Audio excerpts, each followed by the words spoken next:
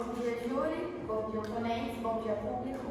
Bem, primeiramente, o aborto ele é uma questão muito importante, principalmente pensando nas notícias atuais em que escancaram a hipocrisia da sociedade, o machismo e a misoginia que estão enraizados na nossa cultura. É muito engraçado a gente ver principalmente homens querendo opinar se uma mulher deve ou não ter um filho, quando toda a responsabilidade sobre a criança nunca recai sobre ele, e sim sobre a mulher. A mulher que cuide, eduque, limpe, sustente, concilie a vida pessoal, trabalho, saúde, use 15 métodos contraceptivos em que nenhum dos fornecidos pelo SUS é 100% eficaz para se prevenir, gerando vários sintomas no corpo dela, enquanto os homens recebem só uma camisinha que nem isso eles usam. Nem toda mulher sonha em ter um filho, e todas têm o direito de não se sentirem preparadas para ser mãe. Assim como toda criança merece nascer em uma família amorosa que a deseja. O acompanhamento psicológico que existiria se o aborto fosse legalizado, o pré-aborto, pode fazer até mesmo muitas mulheres desistirem de abortar, pode dar outras soluções para ela. E o pós-aborto evita futuros traumas, além do apoio que é muito importante nesse momento. E é quase um senso comum de que se a mulher ela foi violada, ela não tem culpa. E por isso ela tem o direito por lei de abortar. Mas se ela abriu as pernas, ela que age por consequência. Então, no fim das contas, a discussão não é sobre a vida do embrião, e sim sobre culpa, sobre punição e controle feminino. Se é considerado que ela tem culpa e por isso ela tem que manter o feto, a gravidez está sendo usada como ferramenta de punição, o que deixa cada vez mais evidente e que essa discussão não é sobre a vida do feto, e sim sobre as pernas abertas. Na Constituição, artigo 3, item 2. Ninguém, repito, ninguém será obrigado a fazer ou deixar de fazer alguma coisa. Item 3. Ninguém será submetido a tortura nem a tratamento desumano ou degradante. Nos direitos humanos, item 5, nós temos uma coisa muito parecida com o item 3 que eu citei.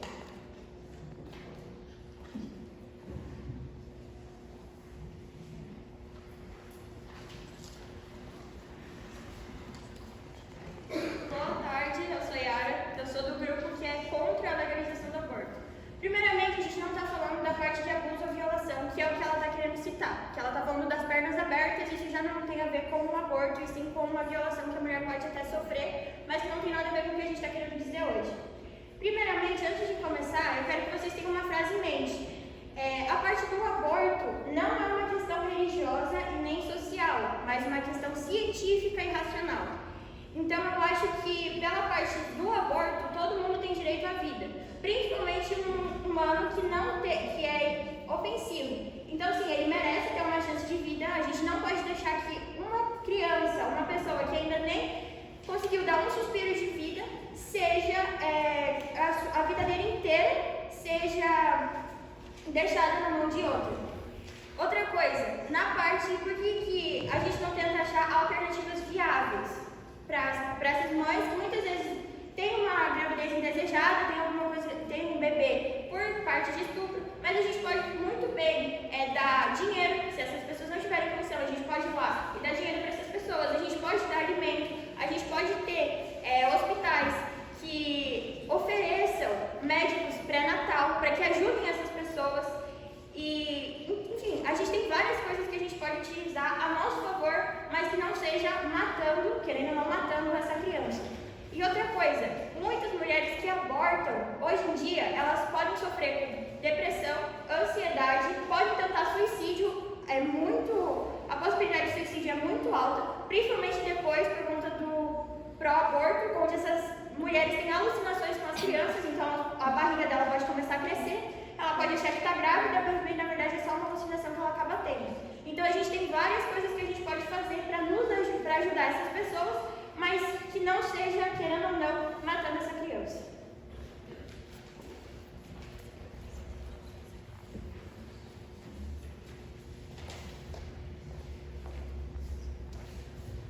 Boa tarde a todos, me chamo Caroline e eu sou uma das representantes do nono aluno. Bom, vocês sabem o que acontece em uma clínica de fertilização in vitro? Quando o casal vai a uma dessas clínicas, para ter mais uma chance de dar certo, mais de um embrião é fecundado. Cerca de 8 embriões, e só 1 ou 2 são implantados. Mas o que vocês acham que acontece com os outros 6? Normalmente eles são congelados por até 3 anos, esperando o casal decidir se querem mais filhos ou não. Esses que sobram são descartados. Nós falamos de embriões fecundados mesmo. não de óvulos ou de zigotos. Embriões assim como os que são abortados. Seguindo a lógica dos nossos oponentes, de que a vida começa na fecundação, são vidas menos importantes por terem sido criadas em laboratórios? Pela linha de raciocínio que vocês usaram anteriormente, clínicas de fecundação, teoricamente, matam centenas de embriões. Isso quer dizer que a fertilização natural forma a vida e artificial não? Bom, segundo o site Intercept.com, menos de 4% das meninas de 10 a 14 anos grávidas por abuso realmente têm acesso ao aborto legal. Entre 2015 a 2020, mais de 9 mil meninas abusadas engravidaram no Brasil, mas somente 362 conseguiram o direito ao aborto. Nos Estados Unidos, parir é mais perigoso para uma mulher do que abortar, e gestar no Brasil é ainda mais arriscado. Em 2021, tivemos 107 mortes maternais a cada 100 mil nascimentos. Também trazemos em questão o abandono paterno, ou como podemos chamar, o aborto paterno, que gera inúmeras consequências para a sociedade, o qual, sob um ponto de vista individual, são piores do que a interrupção da vida intrauterina, como acontece no aborto. Estudos mostram que no ano de 2022, mais de 164 mil crianças foram abandonadas pelo genitor ainda no útero materno. No ano de 2023, esse número passou dos 106 mil até o mês de julho. Trazemos em pauta também dados da OMS. 39 mil mulheres morrem e milhões são hospitalizadas por todo o mundo anualmente por complicações causadas por abortos inseguros. No Brasil, dados do Ministério da Saúde apontam que 1 milhão de abortos induzidos e 500 mil abortos clandestinos acontecem por ano.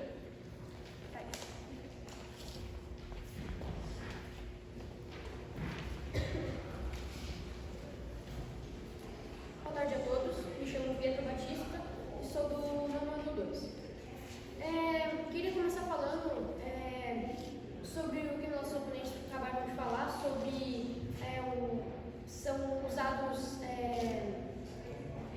fetos nessas clínicas. Mas se é uma clínica que faz, obviamente, esses casais, eles vão lá porque realmente querem ter filhos. O aborto talvez é feito por causa que esses casais não querem ter esse filho por causa que ele é indesejado. Vocês vão até a clínica dizer porque eles vão atrás dos seus filhos porque eles querem ser esse filho. Quando eu dar continuidade sobre o direito dos pais por causa do aborto.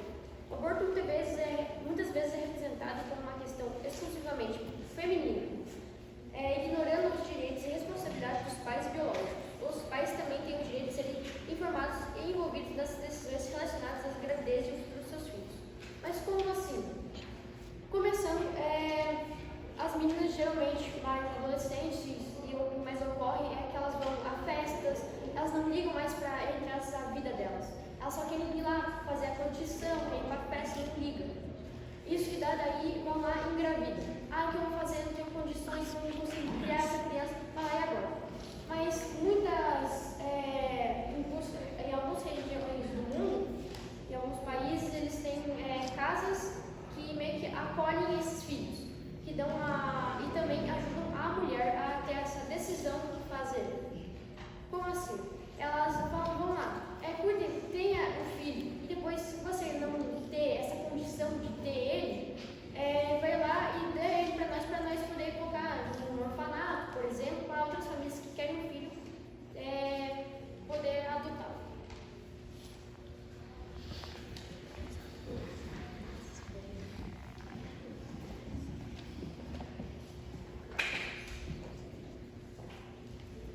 Boa tarde a todos, eu sou a Ju e vim representar o nono ano 01. Como dito, a minha oponente falou sobre sintomas após o aborto.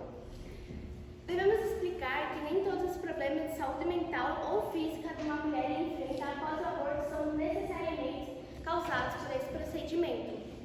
Observamos que muitas vezes sintomas pós-aborto podem ser agravados por estigmas sociais, falta de apoio emocional e acessos limitados a cuidados inadequados. Nós defendemos que a mulher deve sim ter o direito, se ela quer ou não continuar uma gravidez indesejada ou por uma violência sexual sem ser coagida pelo Estado ou pela sociedade. Trazendo em pauta o que a Carol disse sobre a taxa das meninas de 10 a 14 anos que são abusadas e não conseguem o aborto legal, podemos trazer o exemplo da menina de 10 anos que engravidou após ser abusada. Nisso, houve muitos alardes nas igrejas, onde conservadores iam até nas portas das clínicas para gritar assassinos aos médicos. Trago aqui um estudo da OMS, onde condiz que quase 222 mil crianças têm a situação de rua como realidade. Uma criança, quando ela nasce, ela deve garantir o direito de ter um direito de ter saúde, alimentação e educação, onde muitas famílias não têm essa condição. Como o meu oponente disse sobre as mulheres irem em festas e não ligarem para isso, em quantas vezes muitos abortos eles são feitos por violência sexual, como a minha colega disse, uma questão de pernas abertas. Quantas mulheres querem ser realmente mães? É só uma questão de não ter controle do que faz? Uma camisinha não vai ser citada? Uma questão importantíssima são os abrigos. Continuar uma gravidez indesejada pode gerar muitos problemas e, na teoria, o abrigo até poderia dar certo, mas na prática sabemos que não é assim. Mais de 48 mil crianças vivem em abrigos, mas somente 1.700 são adotadas por ano. Não é uma questão de realidade, festas, não é uma questão de sintomas.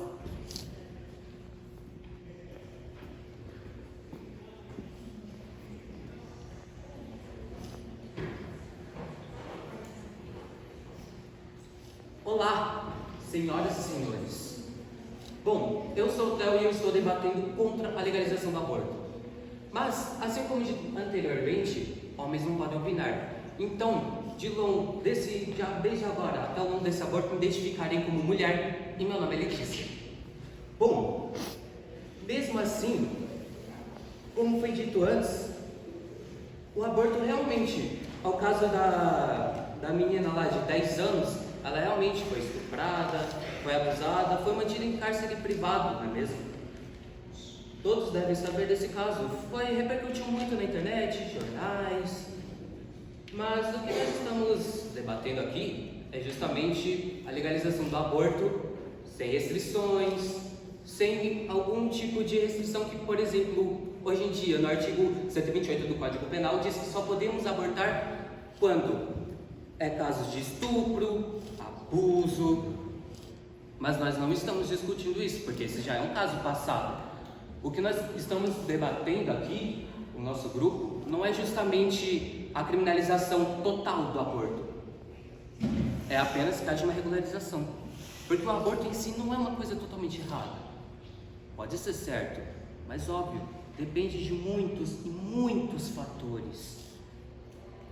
Bom, eu sinceramente, eu achei muito que iriam tocar em vários assuntos como meu corpo, minhas regras, várias coisas como essas, mas seu corpo, suas regras, realmente é isso? Você não tem controle de seu corpo, por exemplo. Se você tivesse controle total de seu corpo, eu presumiria que há 4 anos atrás a gente não teria passado por uma pandemia horrível. Nós não teríamos passado por tantas dificuldades como fome, sede, bilhões e bilhões de mortes pelo mundo todo. Agora, sobre a legalização do aborto, pense só comigo. Poderia realmente diminuir a mortalidade materna, mais um monte de coisa arada que elas falaram. Mas o que isso adianta? Se as taxas de suicídio, porque pelo período pós-aborto, refutando, inclusive, nós temos um estudo feito por uma mulher, a ministra da Saúde, que fez um estudo com 120 mulheres em período pós-aborto. Olha só, não é mesmo? 120 mulheres que 68 delas apresentaram sinais de depressão, 29 foi de ansiedade, todo o resto cheio de problemas mentais, cheio de um monte de coisa que, sinceramente, elas apenas não abortaram.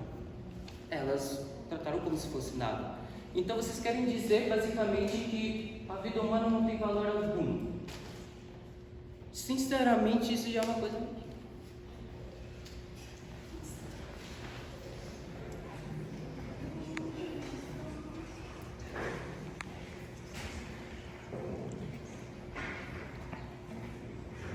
Eu não vou perder muito do meu tempo refutando coisas que ele disse, até porque minhas colegas já falaram coisas que refutariam alguns dados trazidos por ele. Mas vocês provavelmente sabem que o aborto ele acontece tanto legalizado ou não. Mas a diferença é que, enquanto mulheres ricas abortam de forma segura, mais de 30 mil mulheres pobres morrem no mundo por ano por conta do aborto não ser legalizado. Elas morrem em clínicas clandestinas.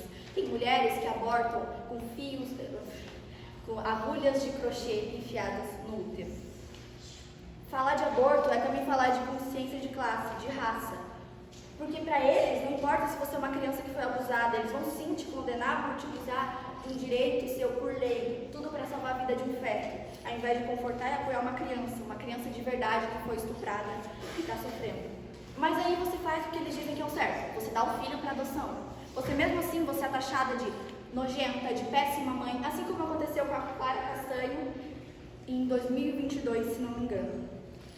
Todo mundo está o tempo todo ditando o que uma mulher deve ou não fazer. Somos vistas como um boneco, um objeto. Isso é ensinado desde sempre. Mulheres são apenas um objeto sexual. Mesmo que você esteja, por exemplo, no meio de uma cesárea, você corre sim o risco de ser estuprada, até porque seu corpo é público. Isso não é sobre a tua opinião, sobre a sua individualidade, é sim sobre mulheres que precisam. É sobre mulheres que morrem todo dia por conta do aborto não ser legalizado. Nenhuma mulher quer abortar, nenhuma espera por esse momento, mas caso ele seja necessário, a gente deveria ter o direito de escolha. Para a sociedade, o embrião tem mais valor do que a vida de uma mulher. Quando alguém está prestes a morrer, ele tem o direito de decidir se ele quer doar ou não seus órgãos. Mesmo que se ele disser que não, e várias pessoas morram por conta que elas precisavam daqueles órgãos, ele tem o direito de negar. Já uma mulher, ela não tem direito sobre os próprios corpos. Um corpo morto tem mais autonomia que uma mulher grávida no Brasil.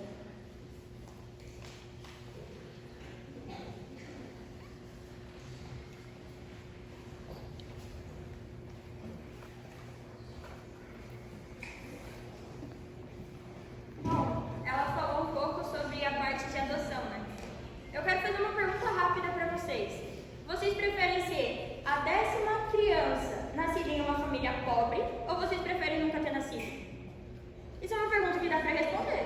Você quer ter a chance de ter uma vida? Você quer ter a chance de nascer, de poder fazer as coisas que você quer na sua vida?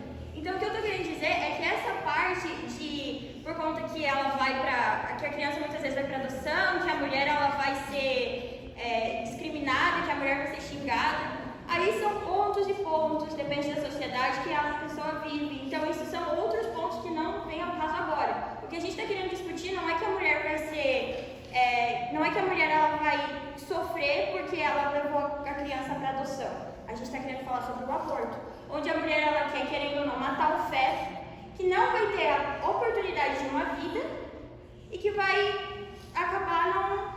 Ela não vai conseguir dar nem o primeiro suspiro dela, querendo ou não. E as outras partes que ela falou, nem vou me dar muita emoção para falar, porque são coisas muito óbvias, né? Porque, querendo ou não, na parte que ela falou sobre as pessoas, a gente acha que a vida, que toda pessoa tem uma vida e ela tem um caminho de escolha. Então, não é porque a criança ainda está no útero da mãe que a mãe vai poder decidir pela vida da criança inteira.